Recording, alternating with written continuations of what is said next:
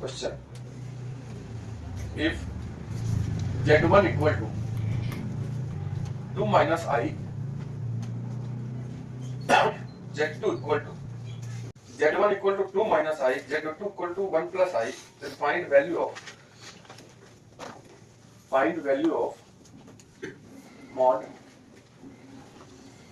z1 plus z2 mod z1 plus z2 plus 1 upon z1 minus z2 plus 1।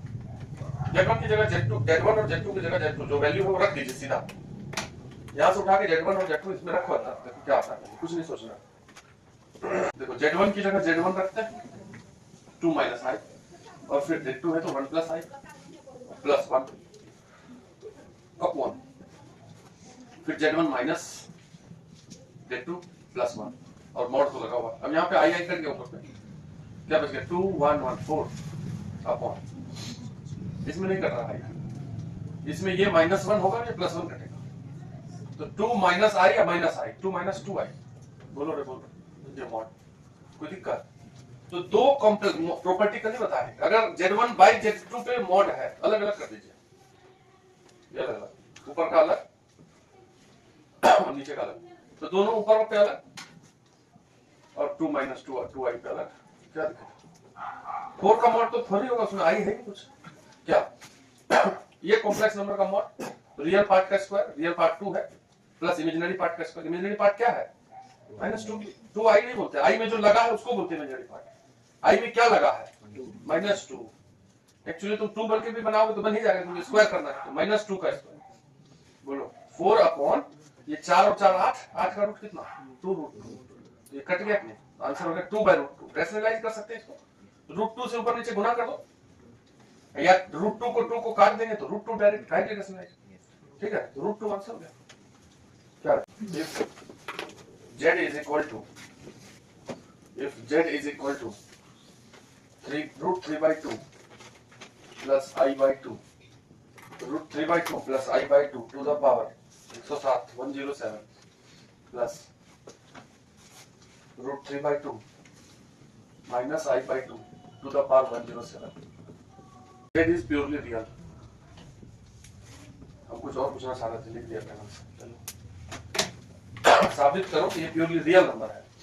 जब इस power को solve करोगे तो आई वाला टर्म कट जाएगा, ये करना है इसका।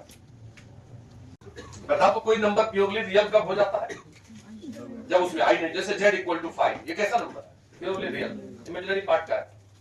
जब इमेजिनरी पार्ट गायब है, हम बताएं कि z इज इक्वल टू यदि x प्लस आई वाई हो, इस फॉर्म का कोई भी नंबर को हम कॉम्प्लेक्स नंबर बोलते हैं।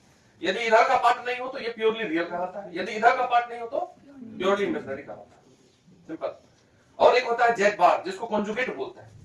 किसी कॉम्प्लेक्स नंबर का कॉन्जुगेट क्या होता है, बस i वाला पार्ट को माइनस कर देगा और कुछ नहीं करना, कहीं छेड़छाड़ नहीं, सिर्फ i की जगह माइनस i कर देगा, माइनस i लगा प्लस कर देगा, ये दोनों एक दूसरे का कॉन्जुगेट है।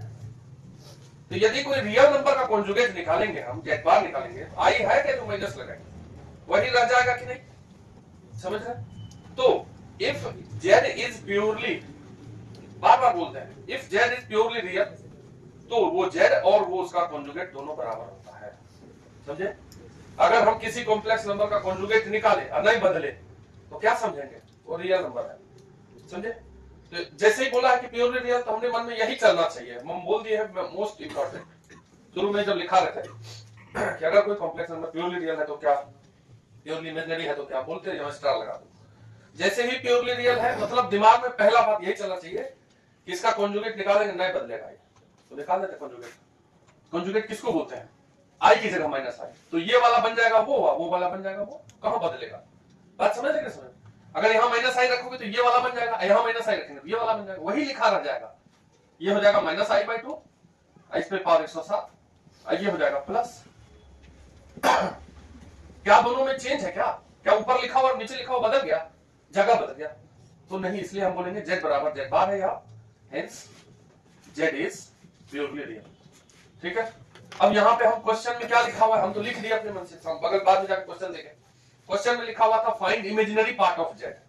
अगर z बराबर ये है तो इसका इमेजिनरी हिस्सा निकालने पूछ रहा है, तो अगर ये प्योरली रियल है तो इसका इमेजिनरी हिस्सा क्या होगा, 0, समझ रहे?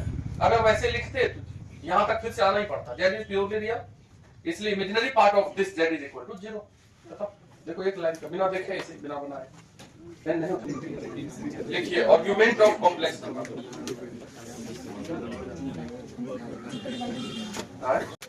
देखो क्या होता है ना आर्गुमेंट, यदि z is equal to X plus I Y, इसका आर्गुमेंट क्या होता है? तो पहले इसको लोकेट करेंगे z को, z कहां है? तो रियल नंबर, रियल पार्ट में x और इमेजिनरी में y, यहां है z is equal to X plus I Y. तो जहां z है पहले लोकेट कर देना है, आर्गुमेंट निकालने के लिए उसको ओरिजिन से मिला देना है। एक लाइन बना, और ये लाइन पॉजिटिव एक्स एक्सिस से, रियल एक्सिस से जो एंगल बनाता है उसी को बोलते हैं आर्गुमेंट। आर्गुमेंट किसको बोलते हैं? कॉम्प्लेक्स नंबर को ओरिजिन से मिलाने पर जो लाइन बनता है, वो लाइन पॉजिटिव रियल एक्सिस से जो एंगल बनाता है उसको क्या बोलते हैं? आर्गुमेंट बोलते हैं। यही है आर्गुमेंट, ये थीटा इज आर्गुमेंट। यहां से थीटा कैसे निकालोगे? अगर निकालने बोलेगा तो tan थीटा निकालेंगे, थीटा थोड़ी निकालते हैं। अगर कोई इस z का बोले कि बताओ तो इसका आर्गुमेंट क्या है, तो बोलोगे यहाँ ट्रायंगल दिख रहा है, tan थीटा बराबर निकाल लोगे, बार कुछ तो निकलेगा ना, थीटा निकाल देंगे। ऐसे देखेंगे आगे चल के, अगर ऐसा कुछ tan थीटा इक्वल टू लिखा तो थीटा को बोलते हैं, उधर जाता है तो उसको बोलते हैं tan inverse y by x। यही है अपना आर्गुमेंट, समझ रहे? तो एक लाइन लिखिए पहले, तब बात करेंगे।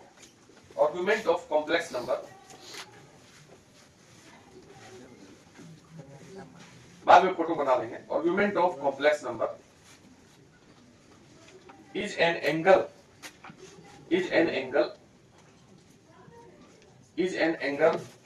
by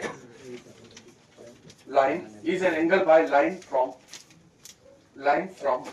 origin to complex number line from origin to complex number with positive direction of real axis, that is x axis, अब ये फोटो बनाओ। चलो, तो कोई जरूरी है कि फर्स्ट क्वाड्रेंट में रहे? अरे समझो क्या बोल रहे हैं हम, कोई जरूरी है कि फर्स्ट क्वाड्रेंट में रहे कॉम्प्लेक्स नंबर, तब ना ऐसा फोटो बना दोगे। तो सभी क्वाड्रेंट में अलग अलग आते हैं। अब यहाँ पे ये है नहीं बोले हैं कि एंटी क्लॉक में ही चलना है, इधर से भी चल सकते हैं। तो किसी कॉम्प्लेक्स नंबर का आर्गुमेंट को ऐसे लिखते हैं, आर्गुमेंट ऑफ z का वैल्यू अधिक से अधिक पाई होगा। जब कॉम्प्लेक्स नंबर यहां आ जाएगा तो इसका आर्गुमेंट यहां से देखोगे तो कितना होगा? पाई होगा, ठीक। और इधर माइनस पाई लगा, माइनस पाई और पाई के बीच में रहता है, यहां भी इक्वल टू लगा, यहां पे नहीं लगा इक्वल। देखो होता क्या है ना, जिधर से नजदीक पड़े उधर से एंगल देखेंगे। यहां वाला कॉम्प्लेक्स नंबर को इधर से देखेंगे, पाई बोल देंगे। कोई इधर से देखता तो माइनस पाई बोलता, ऐसे अगर बोलता। तुम एंगल मापने के लिए जानते हो कि नहीं? अगर ये 30 डिग्री इधर से बोलते हो, ये एंटी क्लॉकवाइज में हुआ, तो अगर नीचे ऐसे नापोगे तो ये माइनस 30 डिग्री। एंगल ऐसे नापेंगे तो प्लस, ऐसे घूमेंगे तो माइनस। जैसे नंबर लाइन पे उधर जाते हैं तो प्लस, पीछे जाते हैं तो माइनस, वैसे एंगल प्लस, इधर से एंगल माइनस। अगर कोई कॉम्प्लेक्स नंबर यहां आ जाए तो किधर से पास पड़ेगा बताओ? ऐसे घूम के आओगे इधर से, तब उसमें हम ऐसे आएंगे। बात समझ रहे ना क्या? ठीक है, तो नेगेटिव एंगल होगा ये। जैसे मान लो कोई यहां है तो नेगेटिव में ये कितना चले तुम बताओ? 90। नेगेटिव में 90 चले कि नहीं? इसको माइनस 90 बोलेंगे। और थोड़ा इधर खिसक जाएंगे तो माइनस 90 से, और इधर आएगा तो माइनस 120 माइनस कुछ होगा। यहां तक आएंगे तो लगभग 180 तक आएगा माइनस में, इसलिए यहां इक्वल टू नहीं दिया है। यहां आते ही इधर से ही चले जाएंगे ऑटोमेटिक, ठीक है। तो आर्गुमेंट का वैल्यू क्या आता है? माइनस 180 से 180 के बीच में, उससे अधिक नहीं देते उल्टा पुल्टा कभी। समझ रहे बात? आर्गुमेंट को एम्पलीट्यूड भी बोलते हैं, किताबों कहीं कहीं मिल जाएगा, एम्पलीट्यूड ऑफ जेड। इसी को हम आर्गुमेंट ऑफ जेड भी बोलते हैं, ठीक है। तो ये लाइन ले लीजिए। ये हो गया। अगर जेड ये किस क्वाड्रेंट में हम मान लिए थे बताओ?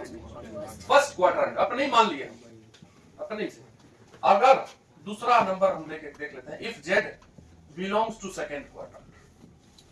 अगर जेड कहां बिलोंग कर रहा है तो कैसे लिखाएगा? सेकंड क्वाड्रेंट में तो इधर एक्स नेगेटिव और वाई तो पॉजिटिव ही होगा।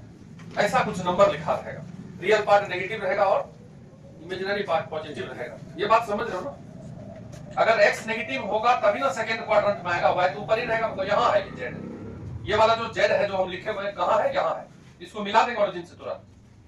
ये लाइन जो पॉजिटिव रियल एक्सिस से एंगल बना रहा, नजदीक एंगल तो इधर से ही होगा, दिख रहा है तुमको? इधर से पहुंचोगे तो दूर पड़ेगा कि नहीं पड़ेगा, तो नहीं पहुंचेंगे। वही आर्गुमेंट जो एंगल लिखे वो क्या है, तो उसको कैसे निकालेंगे। तो जब भी कॉम्प्लेक्स नंबर हो, इधर रुको बाद में लिखना, जब भी कॉम्प्लेक्स नंबर सेकंड क्वाड्रेंट में, तो पहले ऐसे पॉइंट लेकर के सेकंड क्वाड्रेंट में रख देंगे और एक ट्रायंगल बनाएंगे। इस ट्रायंगल का मतलब यह हो गया कि हम यहाँ ओरिजिन से इधर x चले हैं, इसलिए यहाँ माइनस x लिखा है, तो यहाँ से ऊपर चल गए y। ये ट्रायंगल में फिर ये परपेंडिकुलर और बेस y और x है, तो तुम यहाँ पे ये थीटा ही निकाल सकते हो, तो निकाल ही नहीं सकते डायरेक्ट।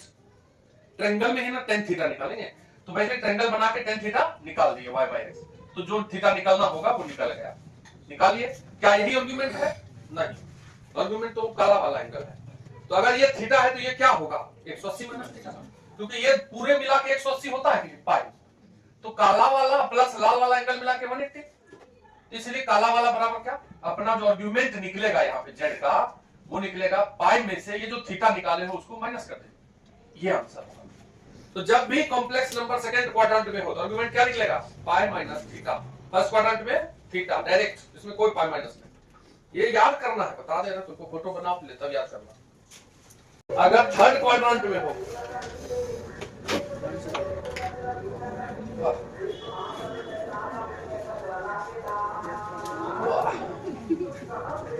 दोनों नेगेटिव, एक्स भी नेगेटिव, और फोटो बनाएंगे तो कहां जाएगा, यहां, तो फट से मिला देंगे ओरिजिन से, तो ऐसे एंगल आओगे तो यहां आना पड़ेगा, इसलिए इधर से जाएगा। यही आर्गुमेंट है। तो पहले ट्रायंगल बनाएंगे, रुको। इस जेड को थर्ड क्वाड्रेंट में होने का मतलब हुआ कि ऐसे इधर x गया, ये नेगेटिव साइड x और नेगेटिव साइड y, इसलिए माइनस x माइनस y। तो तुम तो यही थीटा निकाल सकते हो, ट्रायंगल में ही हम निकाल सकते हो। तो tan थीटा इक्वल टू निकालेंगे y बाय x, यहां से थीटा निकल जाएगा, जो भी निकलेगा। अगर मान लो √3 आ गया तो 60 डिग्री वो आएगा, ऐसा कि निकाल ही लोगे डायरेक्ट। जैसे tan थीटा 1 आ गया 45 डिग्री इस टाइप से, तो यहां हम इनवर्स में लिख देते हैं थ्रू tan, ये थीटा निकल गया। क्या यही आर्गुमेंट है? नहीं, आर्गुमेंट ये काला वाला है, समझ रहे? तो काला वाला एंगल कैसे निकालेंगे, इधर देखो, ये पूरा दोनों मिलाकर के कितना होता है 180, ये काला और ये लाल एंगल मिलाकर के, ये भी तो स्पेस 180 है ना, तो 180 में से अगर ये थीटा निकल जाएगा, पाई में से अगर ये थीटा निकल जाएगा, वही ना आंसर होगा। तो दोनों सेम हो गया सब। लेकिन इसमें हम काला वाला जो निकाले थे, इसमें डायरेक्शन देखेंगे तो ऐसे चल रहे हैं, लेकिन इसमें हम ऐसे चल रहे हैं, इसलिए इसके बाहर माइनस लगा, समझे बात की नहीं? जो स्पेस है वो 180 माइनस थीटा ही है स्पेस, लेकिन माइनस इसलिए लगाया गया क्योंकि हम इधर से घूम के जा रहे हैं वहां, तो ये हो जाएगा थीटा माइनस पाई। बात समझ रहे? तो थर्ड क्वाड्रेंट में ये याद कर लो ना तुम, क्वेश्चन बनाएंगे तो बिल्कुल क्लियर हो जाएगा सब, तब तुरंत हो जाएगा। फर्स्ट क्वाड्रेंट में थीटा, सेकंड क्वाड्रेंट में pi minus theta, third quadrant में थीटा माइनस पाई, ठीक है? फोर्थ क्वाड्रेंट वाला अगले क्लास में बताएंगे हमको।